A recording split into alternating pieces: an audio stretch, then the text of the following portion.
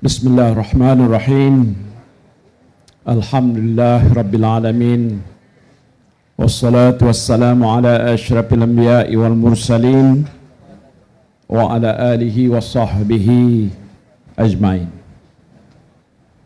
Allahumma salli wa sallim ala sayyidina Muhammadin al-Fatihi lima ughliq wal khatimi lima sabaq wa nasiril haqqa bil haqq wal hadi ila siratikal mustaqim wa ala alihi wa sahbihi haqqa qadrihi wa miqdarihil azim. Assalamualaikum warahmatullahi wabarakatuh. Salam sejahtera dan selamat malam saudara pengurusi majlis yang berhormat Tan Sri Datuk Guru Tuan Haji Hadi Awang, Timbalan Pengurusi Perikatan Nasional dan juga Presiden PAS, yang bahagia Dato' Dr. Dominic Lau Ho Chai, Timbalan Pengurusi Perikatan Nasional dan juga Presiden Parti Gerakan Malaysia, yang berbahagia Ustaz Abdullah bin Hussein, Naib Pengurusi Perikatan Nasional Negeri Johor dan Pesuruhjaya Badan Perhubungan PAS Negeri Johor, ahli-ahli yang berhormat, yang bahagia Dr. Muhammad Mazri Yahya, calon Perikatan Nasional N13 Sempang Jeram, BFF jemputan, saudara-saudari yang saya hormati sekalian. Apa khabar semua? Masih segar dan boleh menunggu sedikit masa sebelum saya menggolong perbahasan yang telah pun kita dengar sejak jam 9.30 malam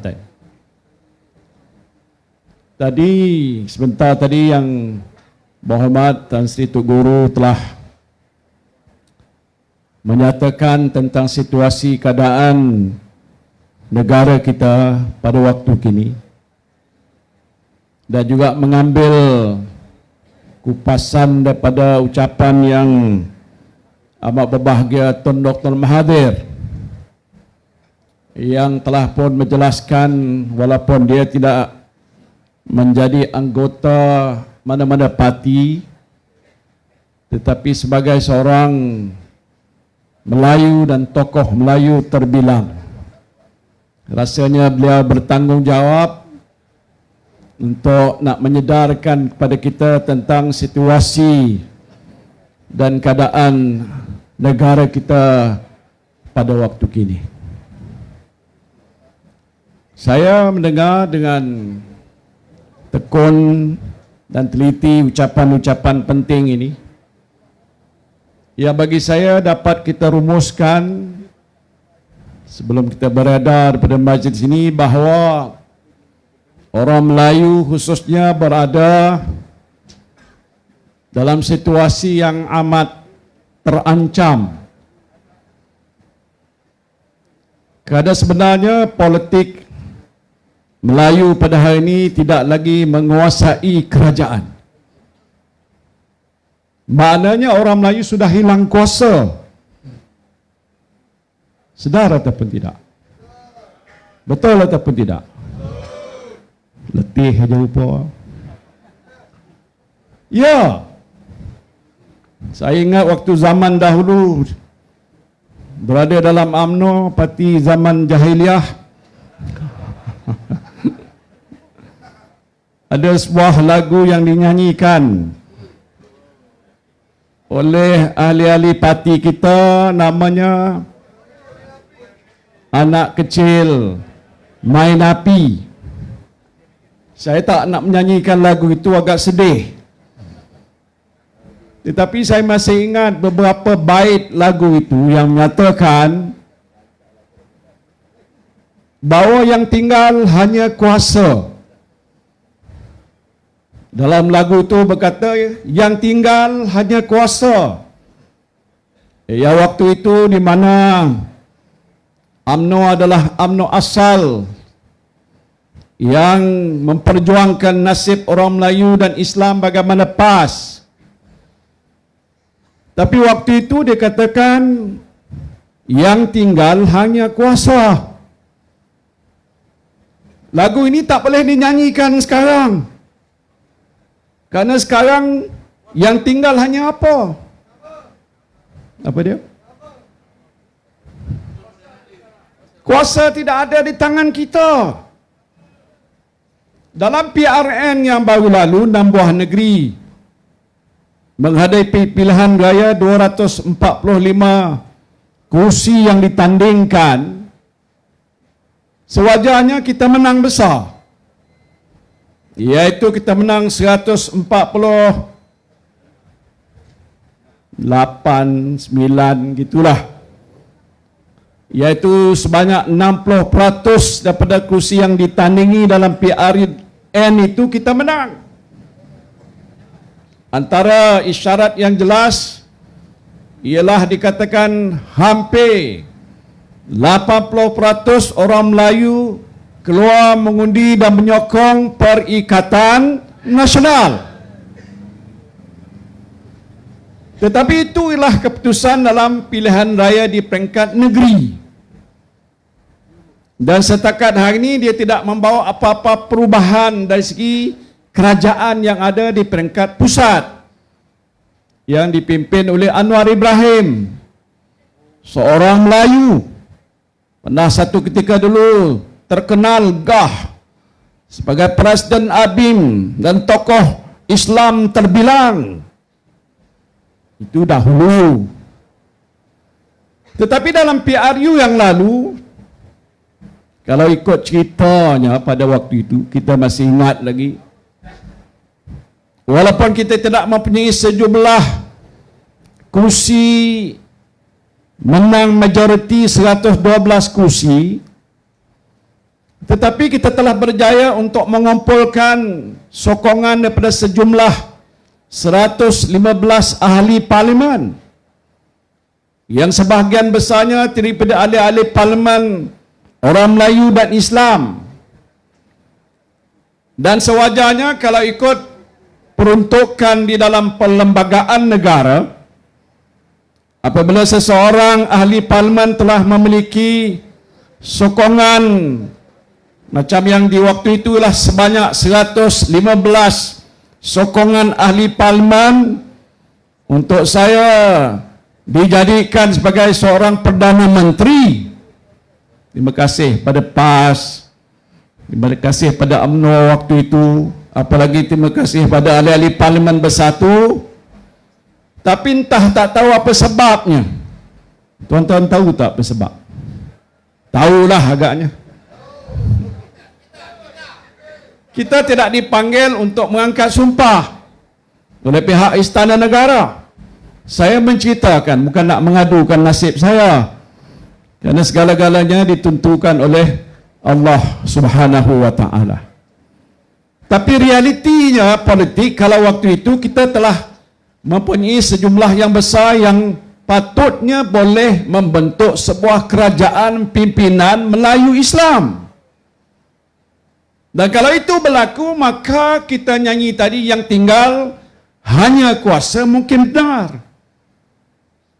Tapi tidak terjadi begitu, tuan-tuan. Tak tahulah. Agak kemenangan yang dikatakan kemenangan yang tertangguh. Bila tangguh tu akan tiba waktu dan masanya, insya-Allah Perikatan Nasional akan balik kembali berkuasa untuk mentadbirkan negara dan menjaga nasib orang-orang Melayu Islam dan bukan Islam di negara kita. Tapi masalahnya ialah sekarang. The question is now. Dalam situasi keadaan sekarang ini, negara kita dipimpin oleh kerajaan perpaduan. Setengah orang panggil ini kerajaan Madanon. Ada pula yang kata luar tabi'i, saya tak tahu apa tabi'i dia. Disebutkan begitu, tapi dah disebutkan benarkah ia sebuah kerajaan perpaduan? Nampak zahir berpadu tapi sebenarnya tidak berpadu. Nampak zahirnya bersatu, sebenarnya tidak bersatu. Karena di kalangan mereka yang menubuhkan gabungan kerajaan perpaduan itu mempunyai ideologi, pandangan, dan juga cara gaya politik yang agak berbeza di antara mereka sesama mereka. Macam contoh UMNO BN dengan DAP lah. Betul tak itu? Itu masalah. Jadi sebab itu pada hari ini bila kita membicarakan soal pilihan raya yang ada di Sempang Jeram ataupun di Pulai, selepas kita menghadapi kejayaan besar dalam PRN 6 buah negeri, apa yang penting di sini bagaimana kita nak mengembalikan semula kuasa ini, yaitu kuasa untuk menguruskan negara, kuasa sebuah kerajaan itu kembali semula kepada kita dalam Perikatan Nasional. Macam di Johor, katanya dipimpin oleh UMNO. Dia tak ikut dia punya model bagaimana yang dibuat di peringkat pusat. Tetapi situasinya ialah kalau tidak ada usaha dibuat macam mana yang kita lihat pada hari ini untuk meletakkan Dr. Mazri kita sebagai wakil kita dalam Dewan Undangan Negeri dan meletakkan Saudara Zulkifli Jaafar kita di Pulai untuk masuk ke Parlimen dan menyekat pihak kerajaan yang ada pada hari ini memiliki 2/3 kuasa di dalam Parlimen, yang dengan sebab itu membolehkan dia meminda perlembagaan negara. Saya sebutkan awal tadi, tangan tidak ada di tangan, kuasa tidak ada di tangan kita, kuasa di tangan mereka. Dan di sebalik mereka itu kita tahu siapalah kuncu-kuncu yang menunggang kuda ketua kerajaan pada hari ini. Tahu tak siapa? DAP. Jadi oleh sebab itu penting bagi kita menentukan dalam PRU, dalam PRN dan sekarang ini PRK, supaya kita kembalikan semula hak dan kuasa orang Melayu untuk mentadbirkan negara dengan memberikan sokongan kita yang padu kepada calon Perikatan Nasional. Boleh tidak? Boleh. Apa hukum? Tadi Tok Guru dah beritahu. Malam saya berucap di sana, kalau sokong di pihak sana itu satu kesilapan besar. Tapi menyokong Perikatan Nasional itu menjadi satu kewajipan dan tanggungjawab yang mesti ditunaikan.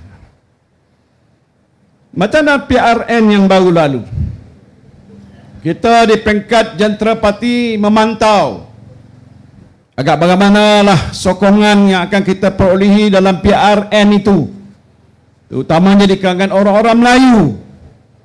Kita berharap supaya peratusan pengundi Melayu yang keluar itu seboleh mungkinnya tak kurang daripada 80 ke 90%. Kenapa tak boleh? Tetapi bila diumumkan oleh pihak Suruhanjaya Pilihan Raya, kita hanya dapat sejumlah 71% pengundi yang keluar. Dan kalau dipecahkan daripada pengundi yang keluar itu, pengundi Melayu yang keluar mungkin kurang daripada 70%. Sewajarnya patut 90%. Sebab itu beberapa kursi-kursi yang kita jangka boleh kita menang.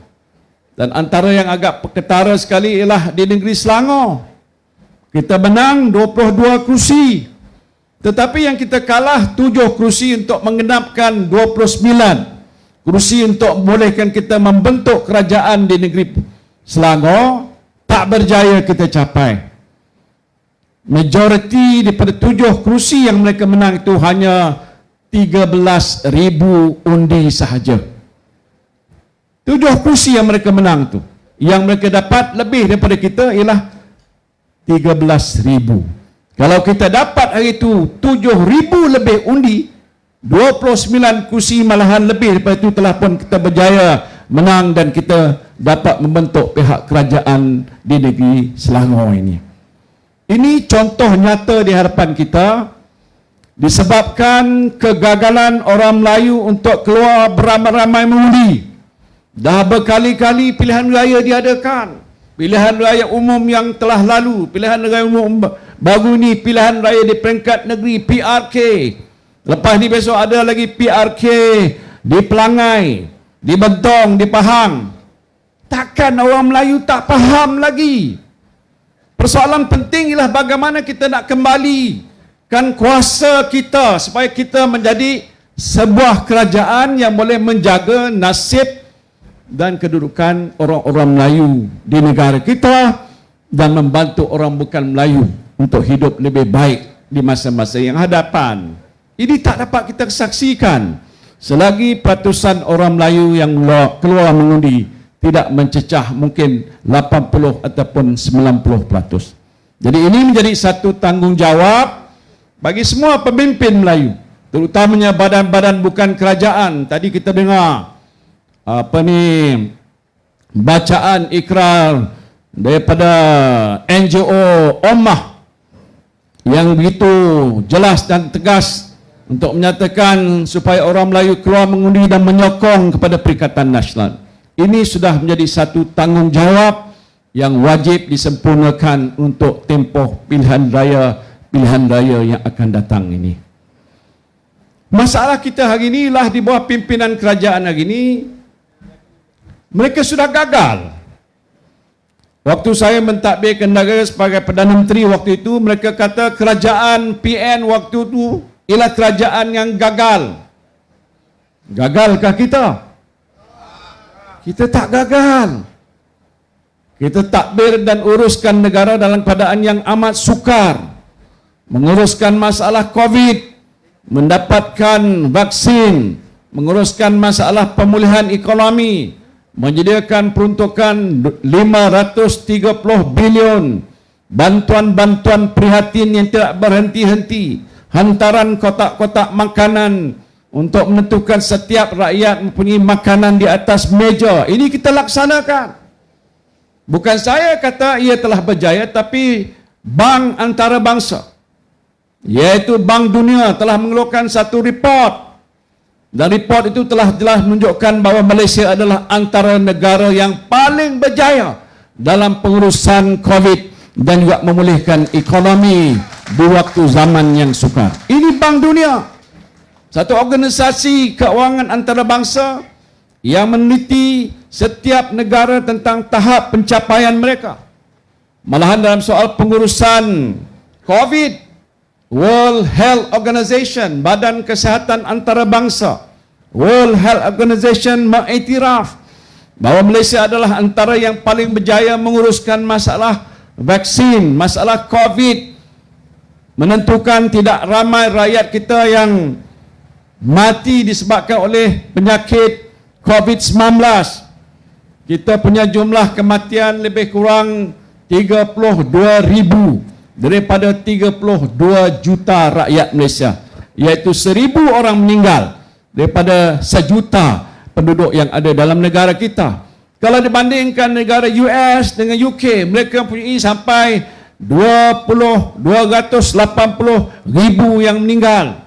Ya, kalau kira 1 juta penduduk sampai 2,800, 2,300 manusia yang terjangkit dengan wabak COVID-19 meninggal dunia. Pengurusan yang kita buat di bawah pentadbiran Kerajaan Perikatan Nasional dahulu adalah antara yang terbaik. Kita ambil tindakan dalam tempoh masa yang cepat, bukan lambat. Kalaulah Madanun ni agaknya waktu itu mentadbirkan negara dengan masalah COVID yang melanda dengan begitu cepat, mengambil masa sampai ke 9 bulan padahal ini tak diuruskan dengan baik, macam mana keadaan negara kita pada waktu itu, saudara? Anwar Ibrahim panggil saya Bapak PKP.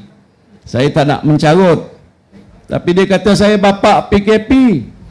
Tetapi dengan sebab tindakan-tindakan kita untuk mengawal pergerakan waktu yang agak sukar dan mencabar, itulah yang telah membolehkan sebahagian besar daripada rakyat kita masih boleh meneruskan kehidupan mereka. Kesihatan mereka kembali seperti sedia kala dan ekonomi negara kita hari ini sudah pun hampir pulih. Tetapi malang sekali kalaulah ekonomi sudah patutnya pulih, tapi tidak sepulih yang kita kehendaki. masalah rakyat tidak diselesaikan, masalah harga barang yang melambung tinggi, masalah harga beras yang sudah meningkat. Tak ada satu kenyataan dibuat oleh pihak Perdana Menteri hatta menteri-menteri yang ada di situ dalam kabinet untuk menunjukkan kebijaksanaan dalam nak menguruskan masalah rakyat, khususnya yang berkenaan dengan ekonomi, yang berkenaan dengan kenaikan harga barang, inflasi dan sebagainya. Ini masalah melanda negara dan sampai hari ini tidak dapat diselesaikan. Baru-baru ini saya baca laporan yang menyatakan bahawa harga beras akan naik. Saya tak pernah dengar harga beras ni naik sampai sebanyak ini. Berpuluh-puluh tahun dah, sejak dahulu. Kerana sistem pengurusan yang telah dibuat menerusi Bernas pada satu ketika dulu. Datuk Syahidan dia pernah berada dalam Bernas. Dia ada saham dulu tapi dah jual, banyak duit dia dapat sekarang. Tak ada timbul masalah kenaikan harga. Sekarang ni saya dengar sampai satu kampit 10 kilo dah naik antara 4 hingga 6 ringgit bagi satu kampit, betul ke? Atau lebih mahal lagi? Ini saya sebut satu je lah, kerana makanan beras ataupun nasi inilah makanan ruji, staple food. Kita makan beras tiap-tiap hari kan, nasi lah bukan beras, tiap-tiap hari. Jadi kalau kerajaan mengiktiraf ini adalah satu bahan paling penting untuk semua rakyat di negara kita, tak kira apa kaum, keadaan situasi hari ini harus dikawal dan mesti ada satu kuasa penentu untuk menentukan harga beras tidak naik melambung dengan keadaan sewenang-wenangnya. Kenapa tidak dibuat begitu? Saya ambil tindakan waktu saya jadi Menteri Perdagangan Dalam Negeri, hal awal pengguna dulu. Saya tak ingat berapa banyak kementerian yang saya dah pegang. Ini satu daripada kementerian yang bertanggungjawab untuk menguruskan soal barang-barang dan bekalan barang-barang untuk pengguna. Saya ingat satu ketika yang waktu saya menjadi menteri dulu, bila musim raya, musim sambutan Deepavali, musim Christmas, musim Hari Raya Cina, rakyat komplain pasal harga barang melambung naik daripada biasa. Lepas tu diturun balik. Jadi waktu saya menjadi menteri, saya tanya dengan ketua setiausaha kementerian, ada cara tak boleh kita kawal harga ni, khususnya untuk musim perayaan? Mula-mula dia kata tak ada, pasal pasaran ni tetapkan oleh harga bekalan dan juga permintaan. Lepas tu dia maklumkan pada saya ada satu akta ataupun undang-undang yang telah pun digunakan sejak zaman penjajah, tapi tak dibatalkan lagi. Akta Kawalan Harga 1946. Siapa lahir tahun 1946 di sini angkat tangan? Tan Sri dengan saya lahir 1947. Akta tu lebih awal daripada itu. Dan dikatakan masih ada dan boleh digunakan. Saya kata kenapa tak guna? Jadi mulai itu saya gunakan akta itu. Sampai hari ini diikuti oleh semua menteri-menteri yang berikut. Kawal harga waktu musim perayaan. Betul tak? Tengok kalau pergi ke pasar, ikan apa, ada dia punya tanda harga warna ungu. Sayur kobis ada kawalan harga, telur ada kawalan harga, ayam ada kawalan harga. Sampai hari ini digunakan untuk musim perayaan. Maknanya kalau kerajaan madani yang ada pada hari ini tahu tentang masalah yang sedang dihadapi oleh rakyat untuk menyelesaikan masalah itu ialah dengan menggunakan kuat kuasa undang-undang. Boleh tak Perdana Menteri? Kita nak tanya dan saya nak tunggu dia jawab. Ni ada masuk dalam TikTok. Ambil tindakan besok. Gunakan kuat kuasa undang-undang Akta Kawalan Harga. Menentukan supaya harga beras kita kawal. Harga beras minti ditetapkan oleh kerajaan selepas bincang dengan pembekal-pembekal, dan tak boleh naik sewenang-wenangnya sehingga kerajaan memberikan kelulusan dan sebagainya. Boleh tapi tidak Anwar Ibrahim? Saya tak tanya tuan-tuan, saya tanya Anwar Ibrahim. Tak boleh. Padahal kuasa ada. Ini masalah bila ada Perdana Menteri tak tahu nak guna kuasa. Yang biasa digunakan ialah salah guna kuasa.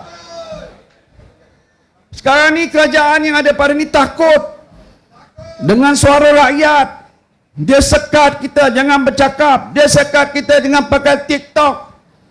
Nama menteri saya pun tak ingat. Fahmi memperingatkan kalau ada keluar apa-apa besok, nanti depan rumah ada kereta polis datang nak angkut kita bawa ke mana pejabat pegawai polis dan sebagainya. Mereka takut. Dan sekarang ini dikatakan hampir semua alat-alat sosial media yang digunakan oleh rakyat sebahagian besarnya tersekat dan terhalang. Baru-baru ni ada berita dia nak bincang dengan tuan punya Instagram, kalau boleh dapat persetujuan untuk dikawal supaya rakyat tak akan guna Instagram untuk menyuarakan. Sejak bila negara kita ni disekat? Waktu zaman kita mentadbirkan negara, ada dengar kita sekat, siapa nak kata apa? Mereka nak marah, mereka tak suka Perdana Menteri, tak apa. Ini kalau ada orang buat satu tentang Perdana Menteri, dihantar polis untuk siasat. Saya dah dipanggil polis dah berapa kali, Tan Sri Hadi dah berapa kali, Tun Mahathir dah berapa kali. Baru-baru ni juga saya dipanggil oleh polis kerana waktu PRN di Selangor saya turun kempen. Lepas tu dapat surat panggilan untuk jumpa dengan pegawai polis kerana kenyataan yang saya buat berkenaan dengan isu kalimah Allah. Ini ada kaitan dengan 3R, race, royalty and religion. Race bangsa, royalty raja, religion agama. Kononnya macam disebut oleh Tun Mahathir, sekarang ni tak boleh bercakap. Sejak bila tak boleh bercakap? Kita bangsa Melayu nak membicarakan soal bangsa kita, tak boleh. Ya, bukan kita nak menyemarakkan perasaan perkauman, tak boleh. Agama kita agama Islam. Saya sebutkan soal isu kalimah Allah. Bila mana Perdana Menteri membuat keputusan untuk tarik balik rayuan yang sedang ada di mahkamah, membiarkan keputusan mahkamah itu diteruskan yang membolehkan pihak yang bukan Islam menggunakan kalimah Allah. Saya beritahu dengan pegawai polis, saya orang Melayu, saya orang Islam, pemimpin Islam. Kalau saya yang tak bangkit dan bangun mempertahankan Islam, siapa lagi? Yang datang pun 2 orang, penuh Islam juga. Habis nak bawa saya ke mahkamah, nak denda saya dan hukum saya dan penjarakan saya pasal yang memperjuangkan soal Islam. Pasal bila dia kata dibenarkan begitu, makna tak payah lagi buat rayuan. Sedangkan kita buat keputusan waktu zaman kerajaan PN yang saya pimpin, ataupun sebelum itu di bawah Tun Mahathir, di bawah kerajaan PS juga dulu, saya menjadi Menteri Dalam Negeri. Kita buat keputusan bila kes ni timbul, dibicarakan di mahkamah, kita kalah. Tetapi ada proses perundangan, bila kalah boleh rayu. Kalau kalah lagi pun boleh rayu ke Mahkamah Persekutuan. Ini peguam ada di sini depan ni. Kenapa bila dah rayu, belum ada keputusan, buat keputusan untuk tarik rayuan itu, membiarkan keadaan kalimah Allah digunakan pakai oleh orang-orang yang bukan Islam. Kerana Allah di sana lain, Allah kita lain, bukan? Allahu Ahad. Yang di sana Trinity, dia kata ada 3 Allah dia ni. Tak sama. Jadi bila saya sebut soal itu, saya dah dipanggil oleh pihak polis. Kenapa salah saya? Saya sebagai pemimpin Melayu Islam, saya nak mempertahankan kedudukan agama saya. Kalau tidak, saya nak harap kepada Anwar Ibrahim. Ini yang berlaku. Jadi ini masalah kita. Takkan tak boleh kita membicarakan soal raja-raja kita yang kita memang akui itulah Raja Melayu, pelindung agama kita. Kalau ada hal-hal suatu yang nak kita beritahu dan pandangan bagi kita, saya fikir sebuah negara yang bebas dan mengamalkan sistem demokrasi boleh bersuara, asalkan tidak membangkitkan hasutan yang bertentangan dengan akta hasutan dan sebagainya. Kenapa tak boleh? Ini blanket banning, tak boleh pakai, tak boleh guna. It is not legal, isn't it? Tun Mahathir kata tak ada dalam perlembagaan. Tapi sekarang ni dikuat-kuasakan, seolah-olah orang kita yang ada di negara kita tak boleh membicarakan soal-soal sebegitu. Sejak bila? Anwar Ibrahim kata dia nak mengubah banyak perkara, reformasi. Tak berbunyi lagi reformasi sekarang. Dah mana pergi tak tahu, dah masuk ke laut agak. Tak ada apa-apa. Jadi ini bahaya kita hadapi pada hari ini. Dan kalau kita orang Melayu tak sedar dengan situasi yang sudah pun menjadi buruk, dan ambil satu tindakan menerusi kuasa undi yang ada bagi kita, masa depan kita menjadi lebih gelap dan tidak terjamin. Na'udzubillahi min zalik. Ini keadaan bahaya yang kita hadapi pada hari ini. Jadi soal signifikannya PRK ini besar. Saya nak bercakap untuk bagi pihak di Pulai pun kita beritahu hal yang sama. Deny, sekat dan halang supaya jangan kursi Pulai itu dimenangi oleh pihak Pakatan Harapan. Kerana kalau mereka menang, mereka dapat 2/3 kursi di Parlimen. Dan bila 2/3 kursi di Parlimen, antara perkara yang mereka boleh lakukan ialah mengubah dan menambah kawasan-kawasan pilihan raya. Sekarang ada 220 kursi Parlimen di seluruh negara termasuk Sabah dan Sarawak. Mereka sedang menunggu masa yang diperuntukkan dalam perlembagaan negara setiap 8 tahun sekali. Siapa yang menguruskan soal-soal pilihan raya ini boleh meminda kawasan-kawasan pilihan raya sempadan baru macam di Sempang Jeram ni mungkin akan datang akan berubah. Dan perubahan itu menjadikan ianya mungkin lebih sukar untuk mana-mana calon Melayu bertanding di situ kerana kemungkinan besar sudah menambah bilangan orang-orang Cina ataupun kaum Melayu di situ yang tak menyokong kepada pihak Kerajaan Perikatan Nasional.